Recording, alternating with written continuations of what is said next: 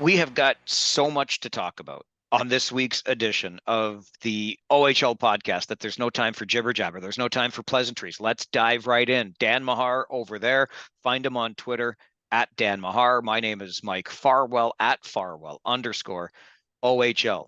The first weekend of the playoffs in the book, and so much to talk about around the league, including one of the most curious decisions I think I've ever seen in my life out of the league offices.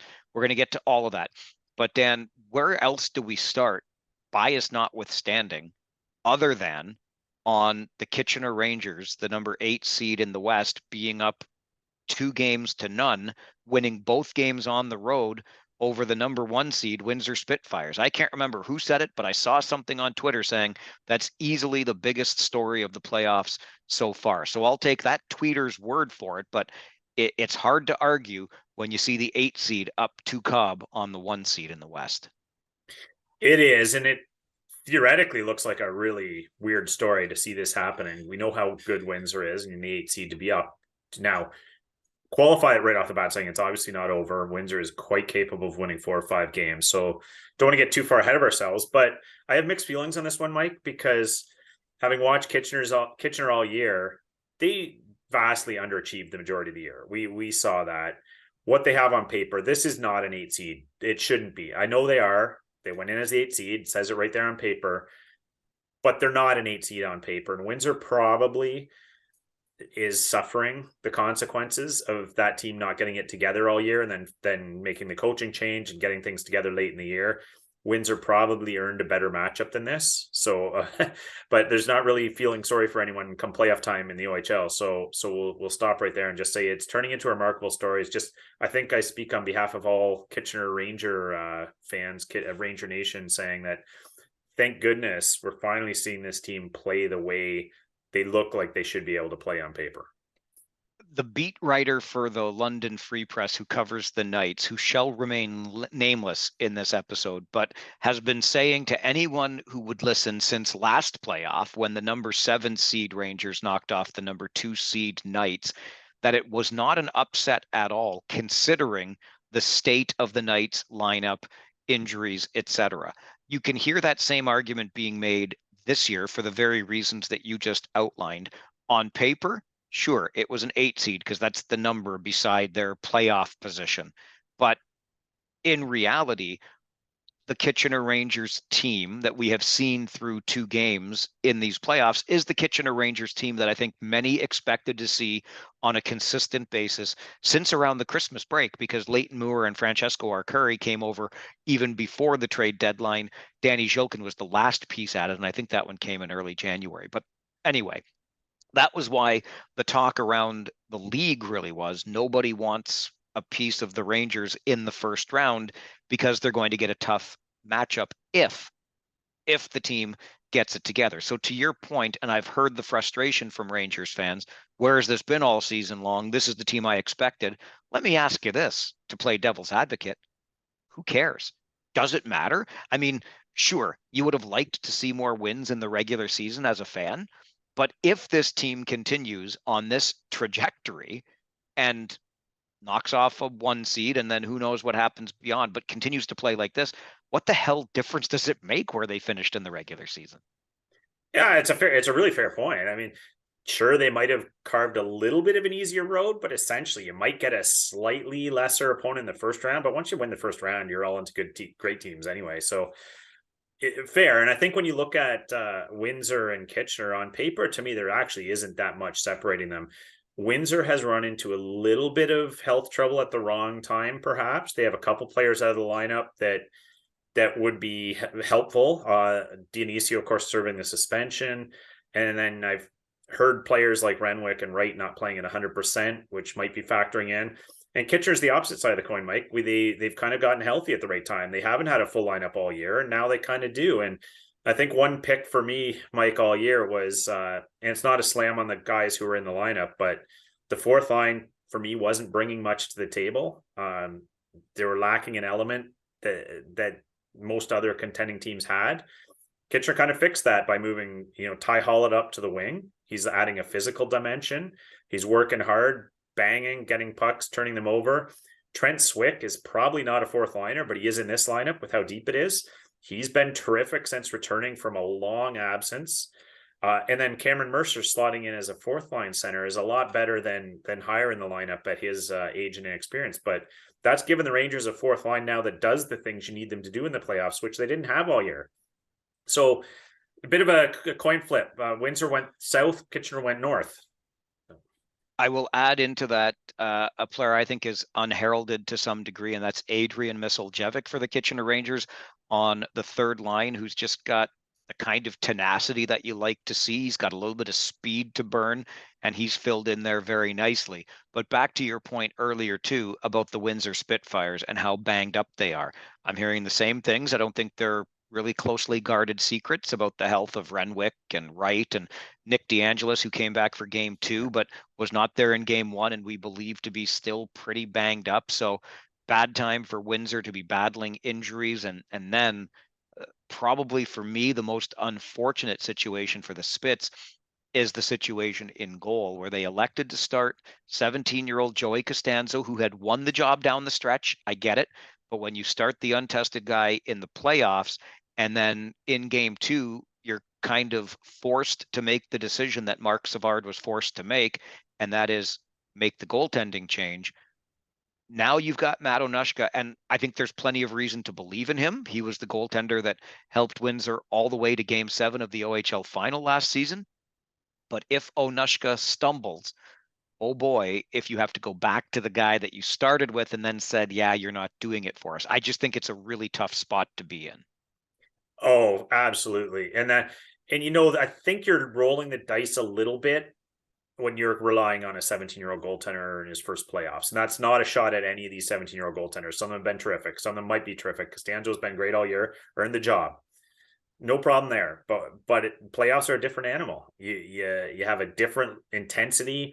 The top players play more. They get on you quicker.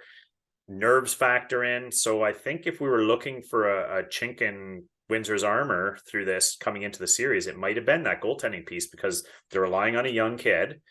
And then Matt Onishka had proved himself in last year's playoffs, but has not had a stellar campaign, lost that job. And I'm not sure there's a ton of confidence there right now. So that's a big factor because you know that Marco Costantini on the other end is playoff proven, and I think that's a bit of an edge for Kitchener right now.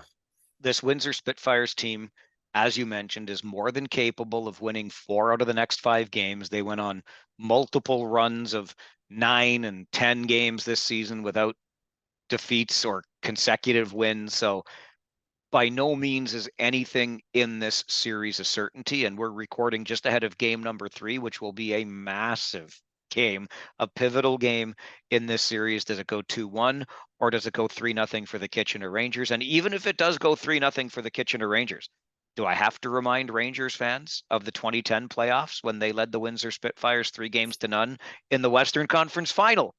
I don't think I have to remind Rangers fans about that, do I, Dan?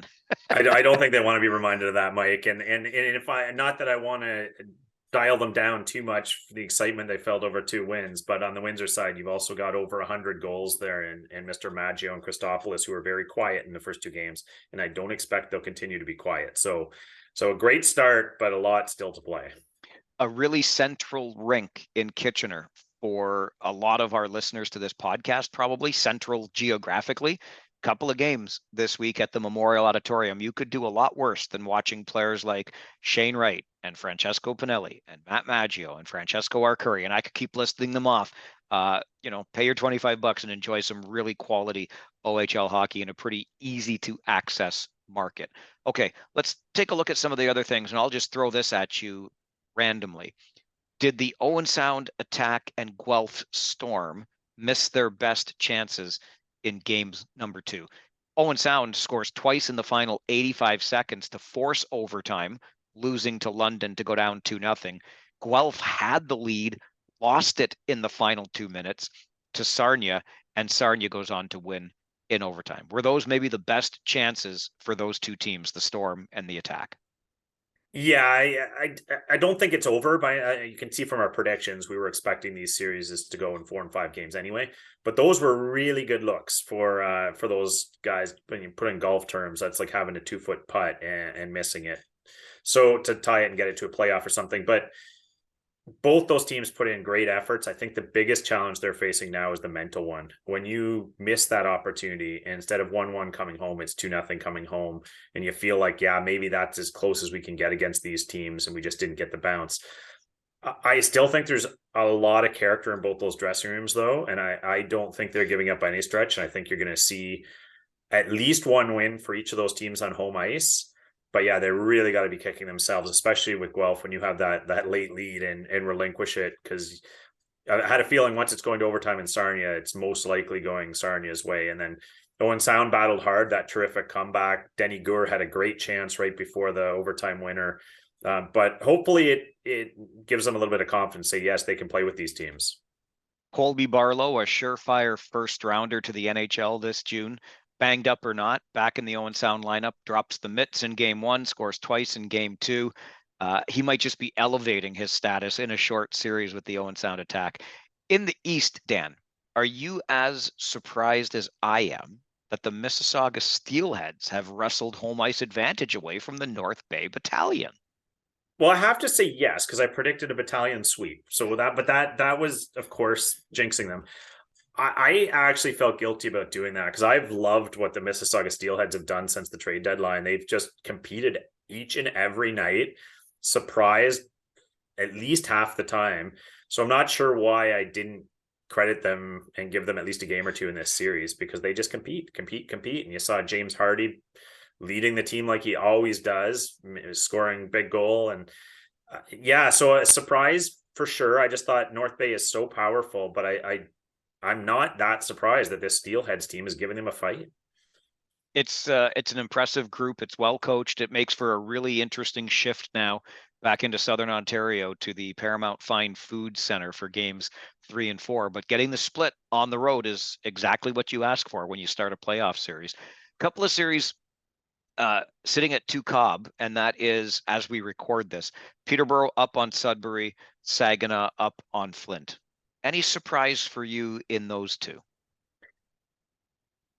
To some extent, I predicted both series to go 7. So I guess logic would flow that I expected maybe a split in the first 2 games. Not entirely shocked to see Peterborough up 2-0. Though those on paper they should win that series. They had home ice advantage. They were tight games. It came down to the wire in both of them. So it's not a mismatch in any regard. So almost a coin flip whether that was going to be 2-0 or 1-1, but a little surprising. On the other side, I guess I learned not to bet against Chris Lazari. That guy just, man, like that team just performs, and they were the 4 seed, so it shouldn't be a surprise they got both on home ice. I really respect what Flint brings to the table from a skill standpoint, and I was really surprised at how they just got decimated in game one. I did not see that coming. So thought we might see a much better performance in game two, which we did, but they still didn't get the win. So it'll be interesting to see where that goes. So I would say that one's more of a surprise for me, Mike, than the Peterborough one. Yeah, I'm with you on that. I credit the Wolves for sticking around like they have, and the games have been super close. But Peterborough kind of maybe shaking off the mental demons because nobody in the press was picking. Well, I shouldn't say they weren't picking them. I picked the Petes to win the series, but there are a lot of doubters. Let's just put it that way. And I'm sure the Petes can hear those whispers because they're probably a voice above a whisper at some points when you look at the lineup. And we talked about them being an enigma similar to the Kitchener Rangers this season. I was equally surprised as you with the commanding win that Saginaw picked up in game one of that series with Flint. So when it shifts back to the Dort, we'll see, if the Firebirds have a little more in the cupboard here. But interesting. I thought that there would be a split in the first 2 games, and that first score really did catch me off guard. Okay, I don't want to be too dismissive of the 1-8 seed in the East, but I think we're seeing the Ottawa 67s for everything they are. Credit to Oshawa for bouncing back from a really ugly game one, but this one I think is going to be over in pretty short order.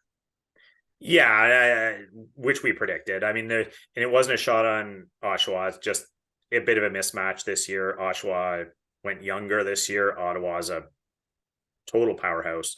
And to add even more fuel to that fire that's charging through that series right now, Jordan Earl, how do you feel about playing defense? The Oshawa Generals are so shorthanded. They're using a couple forwards on defense, which I mean just should amplify the mismatch. But the game that happened, it was a 3-2 game. So you never know. The playoffs always bring a lot of surprises. They bring a lot of it's an opportunity for these guys to really show themselves, and I think we're still seeing a lot of really good things from some of those young generals. But yeah, this one will not go in their favor. One of the things that stood out to me in game number 2 of that series is Logan Morrison scores 2 of the 3 goals for the Ottawa 67s. Of course, Logan Morrison was last year's OHL playoff MVP. There's a reason you trade for players like that. James Boyd up in Ottawa did that, gets the guy with the proven experience to help his team. That was a wagon all year long with the Ottawa 67s, but that's what you need in the playoffs, and boom, there he is. Peterborough Pete's Avery Hayes, acquired from the Hamilton Bulldogs, the defending OHL champs, scored both third period goals in game number 1 to give Peterborough the 4-2 win over the Sudbury Wolves. So those acquisitions turn out to be important acquisitions. Those 2 stood out to me. I've deliberately left Barrie Hamilton until last because that will move us into the second part of our conversation this week on the OHL podcast, and that is around questionable hits. I'm trying to hold back from using the word dirty, but it will certainly lead to the conversation around how you suspend in the playoffs and what is suspendable. But Barrie and Hamilton have already played 3 games. They will be playing game 4 on the day that this episode is released. And boy, oh boy, game 3 was something else. These Hamilton Bulldogs, scrappy, gritty, and not afraid to get in your face. They come back to make it a series now and have a chance to draw even in game 4, trailing 2-1. They got crushed in the opener. They made the second game look respectable. So it was a 10-2 loss in game 1. It was 6-1 at one point in game 2. They come back with a couple of late ones to make it 6-3, but then they turn that 6-3 in their favor in game number 3, albeit with a couple of empty netters. But in a game, Dan, that featured a couple of questionable situations. Yeah, but I give Hamilton a ton of credit here. A young team in that situation takes Sahil Panwar out of their lineup, who's been a beast for them since the trade. All the excuses in the world to fold their tents and go home, but they kept the game plan really simple in game 3. Players in front of the net, pucks to the net, battle along the boards, don't give up that puck easily, be in decent position defensively. It's a fairly simple recipe if everyone buys in, and Hamilton did that in game 3. And the other component here too, you referenced the questionable hits, Mike, and one of those was by Brant Clark, of course, and he was tossed from that game in the second period. And the Barrie Colts are, I think they fully admit, are a different team without Brant Clark back there. And so suddenly we were asking, are there going to be games coming with this? And if he gets suspended, is Hamilton back in this series? And so there's lots of dynamics that play at that series that are going to make things awfully interesting awfully quickly. So Sahil Panwar, who missed a couple of games, the games 2 and 3 of this series after a hit in game 1, is eligible to return from a 2-game suspension. So he'll be there for game 4, the Bulldogs' leading scorer this year. On the Brant Clark situation, I think, Dan, this is a real litmus test for the Ontario Hockey League, because not only are the Barrie Colts a different team without Brant Clark, but Brant Clark is, frankly, Brant Clark. We all know what he's done in the league since returning to it this year. He's just the kind of player that the league would love to market in the playoffs. And when Brant Clark is not playing, it's not good for anybody, especially the Barrie Colts. However, and that's my kind way of saying, but I don't think you can leave. I know you can't leave a knee-on-knee hit, the likes of which Brant Clark delivered on Lawson Shirk, unpunished. I'm not going to pick on the character of Brant Clark. You're the one on the ice in the heat of the moment at the speed of the play, but that was definitely an extension of your leg into the leg of the opposing player, knee on knee. The 5 in a game was deserved. The question becomes how long a suspension is issued. There has to be one here, I do believe. And I'm going to start the bidding at a mere 2 games, which I don't think is enough, but I'm going to use that on that's what was assessed to Panwar. That's what was assessed to Noah Morneau for batting a puck out of play. I know we're talking a different situation, but 2 games seems to be the playoff penalty so far. I think it should be in the 3 to 5 game range, but it's Brant Clark. It's the playoffs. I'll say he gets 2. What say you? Yeah, I've heard league officials theorize that a playoff game is worth 2 regular season games. So if you thought it was a 4 game suspension the season, it's 2 in the playoffs. That's the so if we're working on that framework, I'm with you. Like it shouldn't matter who the player is. Brant Clark's a great player. You want him in the lineup, performing for the fans. The only thing that should come into play there is track record. Is he a repeat offender? Then maybe it's more. If not, he's a clean player, no history. Okay, that factors in as well. But I also don't like the results of the hit. It just was luck that Lawson Shirk was able to continue, had no major injury.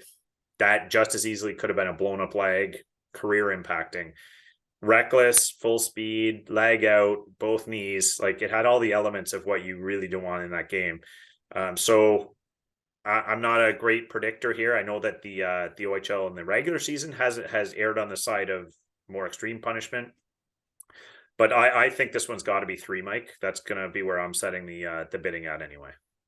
You mentioned Florian Jacki as well. What makes you think that he may end up on the wrong side of supplemental discipline? Well, just a deemed a check to the head in that game, and also another type of hit they're trying to get out of the game. This one, admittedly, didn't get the greatest angles and looks at this one. So determining whether or not I think there might be a game there. I'm not going to suggest it's going to be a whole lot more. The Nolan Dillingham hit in the Sarnia series I thought was far worse. So I think if you're comparing the two, I would go Jacki a game and Dillingham 2 to 3. So you brought up Dillingham, which is another one we have to talk about. And here's the interesting thing, and this is why, like, doubly the litmus test here for the Ontario Hockey League. You've got a star player in Brant Clark in one, and not to take anything away from Nolan Dillingham, but he's not quite Brant Clark. However, in both instances, Clark knee on knee with Lawson Shirk. Shirk comes back, finishes the game. Dillingham, blatantly, it seems to me from the angles I've looked at, elbow to the head of Ryan McGuire. Ryan McGuire finishes the game. So those are good things. Like it's good that the players haven't been seriously injured, but I don't think, to your earlier point, you can allow the outcome to determine the severity of the penalty here. So, the good outcome. I don't know. I'm really torn. Like it makes me think back to the conversations that so many people in sports have had and say the suspension should match the length of time the injured player is out of the lineup. But then if you do that, well, then there are no suspensions here, right? So anyway, I'm with you. Again, I'm just going to stick with this is the bar that the league has set and give Dillingham a pair of games, but whew, nasty stuff in that one. Yeah, and I'm totally with you on the injury piece, Mike. Like that to me, that's like Russian roulette. And if you happen to get the bullet, tough luck. To me, it's the intent. How about we just take the gun away? And that Dillingham hit had all the elements of a really severe incident. I'm not indicting the player. I know he likes to play on the edge, but he's got a letter for a reason. He just plays hard. He's trying to make them think twice about coming through the neutral zone with speed, but you cannot extend your arm elbow into the head area at speed. That can devastate a player for a long term with the traumatic brain injuries we're seeing. So I think, yeah, of all the things I saw in the weekend, Mike, I think this one's gotta be at least a couple.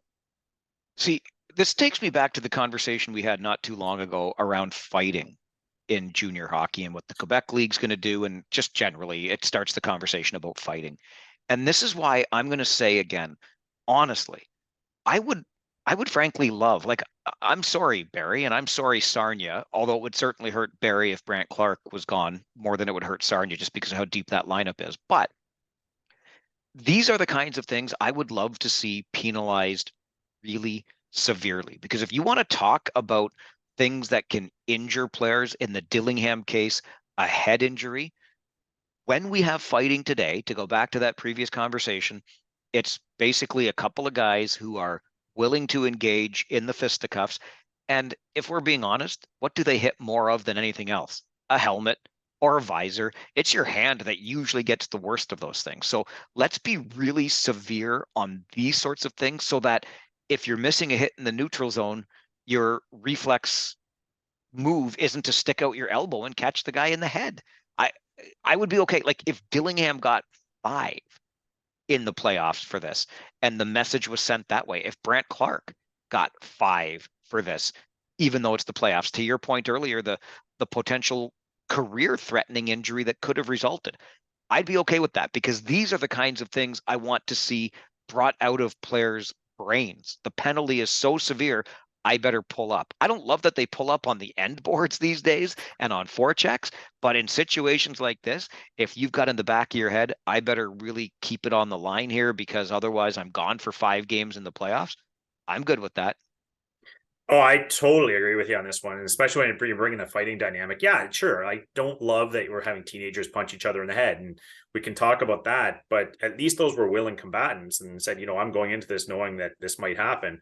With these hits, you come through the neutral zone. You're not saying, "Yeah, please, I'm taking a chance getting through the neutral zone. My head might get blown up." So, and the other component too, if you're going to remove fighting, which is fine, you want to take fighting out, but then you're going to have to really penalize these types of things, Mike, because you talk about lack of recourse for these types of hits and types of actions.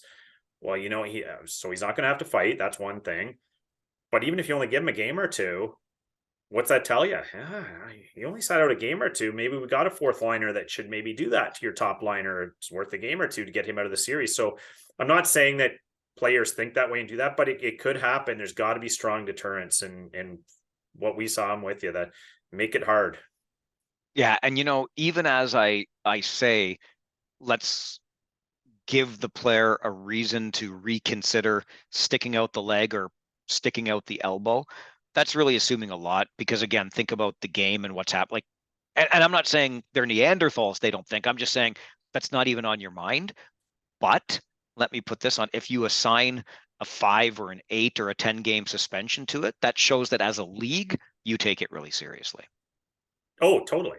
Totally. And I don't want the game to be soft. I want there to be physicality. You like to be big hits and whatnot, but you also the goal of the game is not to devastate a player. It's not to put them on the injured shelf for a month or two or more or worse. So you got to balance that out too. Like your goal should never be to put the other player's health in jeopardy. So it's to separate from the puck. It's make him tentative about doing some of these things, maybe because he knows he's going to feel some pain, but there's a line there, and the players have to understand that line clearly. And the only way to do that, Mike, is the way you're talking.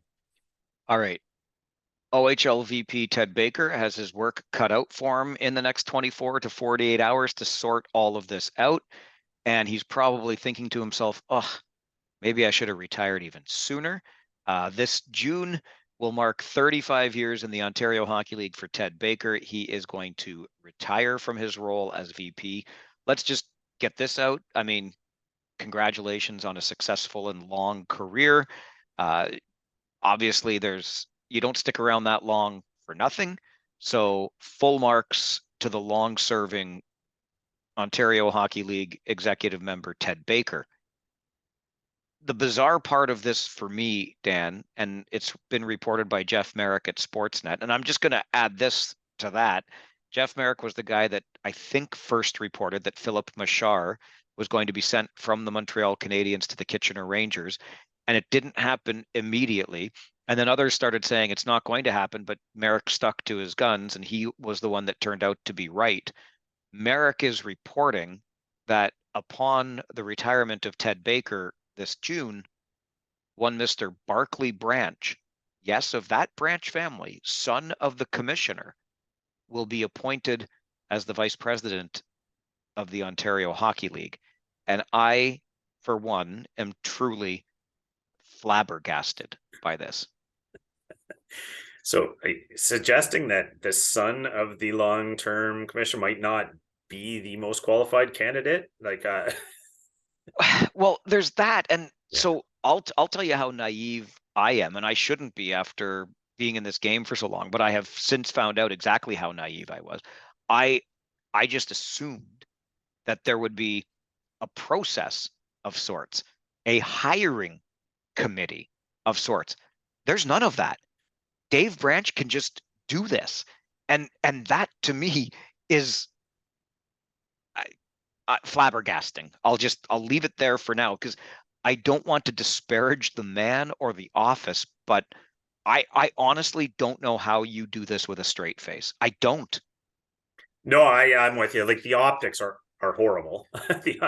To for a league that's trying to stay on the radar as the premier development league and all the competition it's got, the optics are pretty poor when you don't suggest that you go to every length possible to find the best people available to run your league. And this isn't an indictment of Barclay Branch, but it's hard to convince anyone that the best candidate for the job is your own son.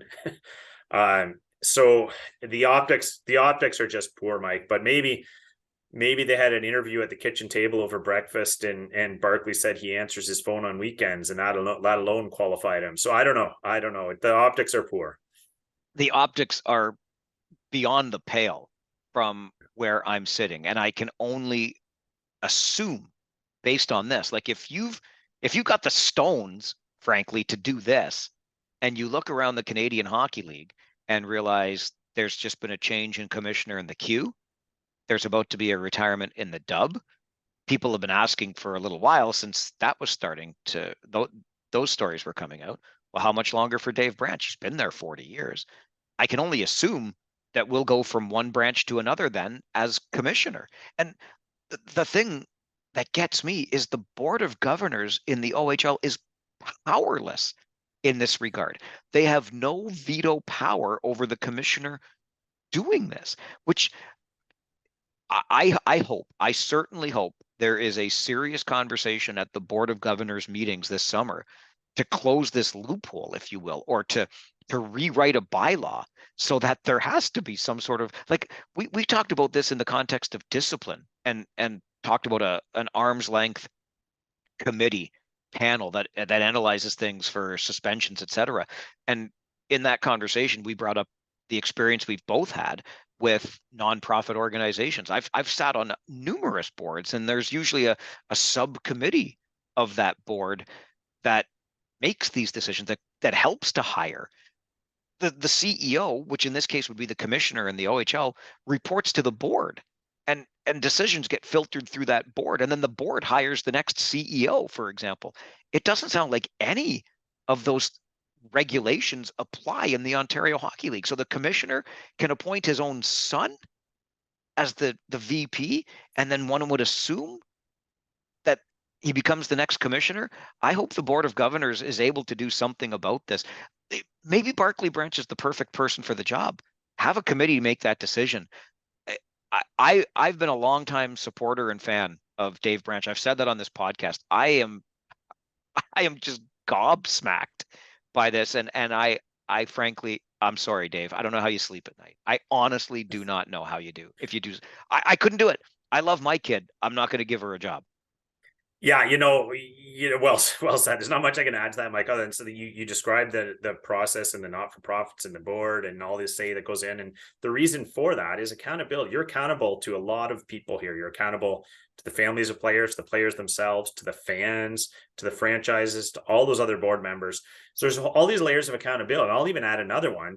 This is an organization that received significant government funding through the pandemic. So you're accountable to the government, for crying out loud. You're accountable to all these different people to do the right things. And one of those would be giving all of the qualified, interested candidates a fair shot at getting this job. And that certainly did not seem to happen. So I think there's a few questions that might need to be answered here, but I'm not sure answering questions has always been Mr. Branch's strength.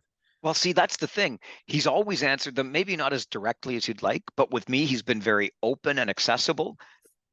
This is one of the reasons that I'm so blindsided by this. I honestly, and the more I learn about how it happens and the fact that there's no vetting or committee that has to approve this, the more stunned I am. Like I just try to put myself in that position. And again, as much as I love my kid, I could never personally, I couldn't do something like this. I'm going to take it even a step further, and I'm going to tie it into the conversations that we've been having about hockey culture. Yes, I'm going there, but we all know that there is a necessary evolution underway, however slowly. We're getting there. We're starting to at least have these conversations. And this, to me, halts progress in its tracks in the Ontario Hockey League when you're just going to go from one branch to another. As progressive as Dave has been on issues over the years, we need to, this just speaks to the old boys club, the closed circle that is the hockey community, because you can just do something like this. That's another thing that just, Dan, my head hurts. My head hurts right now. I give up, honestly. Well, the term that comes to mind, Mike, is tone deaf. And you're right, because regardless of the qualifications of his son, the optics are exactly what you just said. It's an in crowd, it's an in circle. And for anyone that's ever been cynical about the hockey culture over the past several years, and why wouldn't you be? It's that everyone knows someone who has been cut from a team because they didn't know the right people, or someone who made the team because they did or had the right amount of money. And all this type of hiring does is reinforce that message that it's who you know, that's it. You're in or you're out. And he happened to be in. The right amount of money. Interesting you say that, Dan Mahar. Of course, we've still got prospects of the week to get to. Of course, we're going to talk about what we already knew. I mean, how many times have we told you who would host the 2024 Memorial Cup? And what about, like, along with the all too quiet for my liking branch to branch scandal, if you will, let's call it Branchgate. I can't believe there's not more noise about this. There's also a little bit of noise out there about a pay to play scandal in the Ontario Hockey League. So, Dan, Rick Westhead is reporting this one, and it sounds like some parents of players in the Greater Toronto Hockey League, the GTHL, paid as much as $30,000 to have their kids drafted into the Ontario Hockey League. Okay, well, I'm going to wait a second, let everyone raise their hand that's surprised. Yeah, so I'm not seeing any hands, so I'm just going to jump right in there and say that, verified or not, I know there's some questions, there's some pushback on Rick Westhead's story, and say don't necessarily believe everything you hear, and question his sources. But everything most of us know about the hockey world, especially at the elite levels, especially in the big centers, tells me this jives exactly with how that game works, and would not surprise me in the least if this is occurring, because I've heard similar sized donations on players as low as single A, just to make a team. The parents cough up that much money to sponsor the team, quote unquote. Things like that. This has been going on forever in these circles, and it just reinforces that hockey is not for necessarily for everyone. It's a bit of a money game, so I have no sources on this, Mike, other than all the countless anecdotes we've heard, but this does not stun me in the least. And why should it stun us in any way that there's pushback against the reporting, i.e., circling the wagons based on the conversation we just had, where the wagons are clearly circled at the OHL's league offices? Yeah, and Mike, this is goes beyond just hockey for me, because it's everything. I'm not going to dive into politics and everything else, but I just would like society, everyone involved, to exercise a little bit of critical thinking and understand when you hear pushback on these stories and pushback on these things, ask yourself who can gain from the pushback. Where's the pushback coming from? Let's vet these sources, because I can guarantee you a lot of the pushback comes from the people whom this establishment benefits. People that have the money, people that can gain these advantages through their wealth and their connections. So obviously there's going to be pushback, and it tends to be from people that have some wealth and power and influence. So I'm not surprised there's pushback either, Mike. I just say if I have to pick a side of this story, I'm fairly certain that Rick Westhead is not making this up. I feel as though, like, so naive. My eyes are being opened more and more.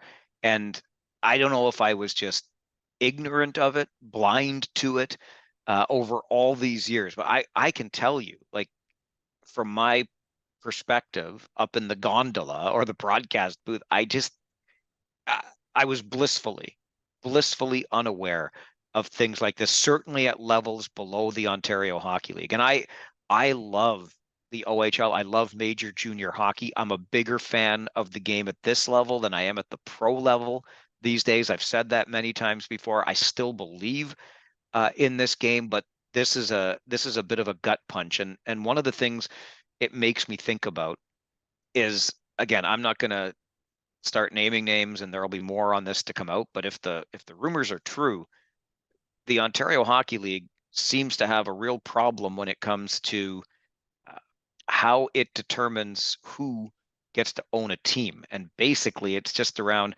if you've got money, we'll let you into the league. And gosh, I would really hope that there is a better process for vetting. I mean, we've sung the praises of organizations like the Hamilton Bulldogs and Michael Landlauer and the Lakenda family up in Sault Ste. Marie, and what they do with the organization up there. And then you just get the other stories that just make you shake your head and think how shady this whole thing is, as long as you have enough zeros on the end of that check. Yeah, it makes my skin crawl too, Mike. And I think about, so I'm still questioning the authenticity of this story. Let me tell you, of all my years in hockey and seeing recruitment and players trying to make various levels, a lot of those parents, those levels will stop at nothing to gain an advantage for their kids. So I don't know why anyone would think they wouldn't stop at giving money if they have it to get these advantages. So I think everything about it checks out. But the last point I wanted to make, Mike, is just what you were talking about with money is, so we do a lot these days around equity and diversity in hockey and making it for everyone inclusion, which is all terrific initiatives. You want to see everyone from every community, every various genders, to you name it, we want to be have access to the game and be included and involved. But I don't know why that stops at wealth, because if we really want to be inclusive, we want to make this game open for anyone of any economic level too. So if these parents really want it to be inclusive, let your kid make it on their own merit. And if there's another kid that deserves it more based on their hockey abilities, then they should make it. There shouldn't be any other factors involved. So if we truly want to make hockey inclusive, the money factor has to come in too. And we have to break down all of these structures that allow money to pave the way for people. You remind me of a headline I saw earlier today. It was an op-ed. I didn't get a chance to read it, but it was entitled "The Myth of Meritocracy." And I I'm not exactly unconvinced that there is such a thing as a meritocracy anymore. I think if we're being honest here too, Dan, the big picture, the underlying issue here, if you can call it that, but is money. Money is the root of all evil. Look, anybody that is going to spend $30,000 just to get their kid drafted into the Ontario Hockey League for a chance to get, obviously, to the next level, right? The pros, and start getting paid. But when you look at the multi-million dollar contracts that are being signed in the National Hockey League, and I don't know how you square this circle, because the argument is these entertainers make 10 times that kind of money for their owners, so they have to be compensated. But when you're a parent of a kid with even a modest amount of skill, and you see 13 and 14 and $15 million per year contracts being, like, any amount now is worth it because you think you might get it back down the road, and that's where the vicious cycle here continues in the game. Yeah, and Mike, I don't want to indict everyone that has money, because there's some great people that have money. But the trouble with money is that $30,000 might be your eyes spending money for the next 10 years. To others, to someone else, it might be their weekend plans. So for them, kicking it in for this is nothing. And what money really does a lot in hockey circles and any sporting circles is money facilitates ego. And a lot of times ego is the biggest factor here. And these parents and families just need to be able to say their kid was drafted or got into this school or had this level of prestige. And ego causes some really bad things. And when you have ego combined with a lot of money, you get this stuff, Mike. And I don't know what the answer is. Sounds like the admissions scandal that rocked Hollywood in the United States as well. All right, let's move on to more positive things. Our prospects of the week still to come. And look, I don't think there was any surprise, certainly not within this podcast and the two of us, Dan. I loved the enthusiasm coming out of the Sioux, but I think very few were surprised that the Memorial Cup next year was awarded to the Saginaw Spirit. No, like you referenced, we called it, and I think it's the right call. I mean, all four of those cities had certain check marks in their favor that would have been worthy hosts. Saginaw just had more. Saginaw had, I mean, much deserving. It's never gone south of the border for a starting point.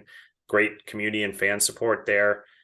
probably the biggest one. They're going to be the best team next year. So I think if anyone takes a rational look at this decision, they say they got it right.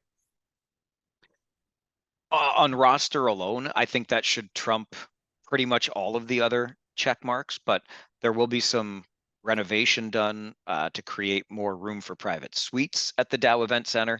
And I heard Craig Goslin from Saginaw talking about the plans and some of the work that's going to be done in the community as well to beautify and create spaces for events to happen. So yeah, it just makes sense. But on roster alone, you want to make sure that you've got the best team on paper that's going to be able to play host and be a competitive team through next year and into the playoffs, and everything is aligning in that way right now for the Saginaw Spirit. A couple of the other things I like about it, and I still hear the griping, and I quite frankly don't understand it. Oh, it's the Ontario Hockey League. You're giving it to a team in the States. Well, these teams in the States have been in the league for quite some time, and they've been in the dub for even longer. So let's return it to an American market. I've got zero issue with that. And the other neat part about this is it's the first time that the league has awarded it to a team that has drafted. I want to emphasize drafted an exceptional player because I pointed that out on Twitter the other day, and Jim Parker with the Windsor Star reminded me that Sean Day played for that 2017 Memorial Cup team in Windsor. Now, he was an exceptional player, the only one to not be drafted first overall, went fourth to Mississauga, traded over to Windsor for that Memorial Cup. So a little bit of a different situation where Michael Misa, obviously drafted by Saginaw in Saginaw, where the Memorial Cup will be played. But nonetheless, I think there are other aspects of this to really like, including giving Saginaw as a market a chance at this, and giving the biggest stage you can possibly give to Michael Misa, who would obviously love to be the first overall pick the following year. Yeah, and Mike and Howie, and you touched on it, but these territorial views that it's the Ontario Hockey League, it should be in Canada. How about this? You do have 3 American markets out of the 20, and you recruit a lot of players from the States, and you compete with the USHL and the NCAA. How about showcasing it south of the border as a really viable route for those kids and bringing some of that talent to the league? So yeah, that's a nonsense argument to me, Mike, that you need it has to be showcased in all of your markets, American or Canadian. They're part of the league. They absolutely belong and deserve a shot at it, just like you just said. All right, we've still got 16 teams playing in the Ontario Hockey League. By the time we are recording next week, there will probably be fewer teams playing. And so as the playoffs go on and younger players get less and less playing time, we are going to kind of morph our prospects of the week into a player of the week or a performer of the week kind of idea. But because there are still that many teams on the ice, we're going to stick to prospects. The player that is eligible for this June's NHL draft that we think had the biggest impact over the past week. And we both got our picks made. We never consult each other on these beforehand, but I'm confident in saying we're not going to have the same guy. Who you got, Dansky? Okay, good. Well, I'm glad I'm not going to step on your toes then, because yeah, as the playoffs go on, sometimes the 17-year-olds get less ice time. So I look for the ones that are standing out for one more week here, and my guy is Luca Pinelli on the Ottawa 67s. 5 points in his first 2 games. Kid's been consistent all year, and he's just intrigued me all season with his NHL draft ranking, because where's he going to go? This to me is a guy that could go shockingly high, somewhere around where he's expected to go, around the early in the second round, or it could fall because he's not the biggest player. But I think the performance he's put up consistently all year and now doing it in the playoffs, Luca Pinelli's my guy, Mike, and I'm hoping he'll go a little higher than ratings. Who've you got? What a great call by you. Luca Pinelli is my honorable mention for every reason that you just brought up. And almost the reason I didn't pick him, because I want to go kind of off the board here. It's a player that we've talked about before that I'm picking, but it's also showing my bias and wanting to identify something a little bit different. But you're so right on Pinelli. He was right there. He was on the tip of my tongue. And I thought, no, I'm going to go this way. And I'll tell you why I'm going this way with Carson Rakoff of the Kitchener Rangers. Now, he's got an assist so far in this postseason in a couple of games. But the reason I'm going Rakoff's way is because I get asked a lot over the course of a season about Carson Rakoff. When he came into the Ontario Hockey League, he was touted as a future first rounder for the National Hockey League. There's still some of that talk. I suspect he'll go in the second. He's very likely to be a top 50 pick this June. But in all the conversations I have about Carson Rakoff, and I don't think I'm telling tales out of school if Carson's listening, though I doubt that he is, but it's always been he'll almost tease you with the talent, right? Because he's got the skills. He's absolutely got the shot. So these are the things that the scouts and the pro teams really like about a player. And when you watch him, people ask me a lot, well, why isn't it coming together for him? What's missing tonight? What did you see when I wasn't seeing him because I was traveling somewhere else? These are the scout conversations. In game one versus the Windsor Spitfires, to a lesser extent, game two. But in game one, Carson Rakoff was everything. Carson Rakoff was inside his own blue line more than I think I usually see him inside his own blue line in 3 games in a week. He was being physical. He's got a big frame, and you love to see him use it. He did all of these things, Dan. He did all of the little things that you want to see a guy do as a well-rounded, fully developed player.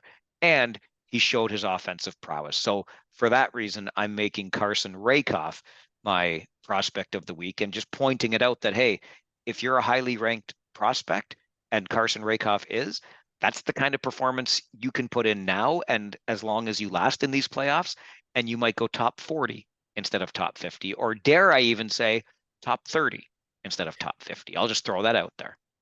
Yeah, no, I was actually just going to say that, Mike. I was going to say, here's a player that could go anywhere from 25 to 65 from what I've heard. And the playoffs might mean everything for him because he's had a bit of an inconsistent year, had slid people thinking that 45 to 50 range right now. But all it takes is one team to really like what they're seeing this week or next week. And that could jump up as high as, 30, 32, somewhere in that range. So he's doing the things he needs to do if he wants to do that.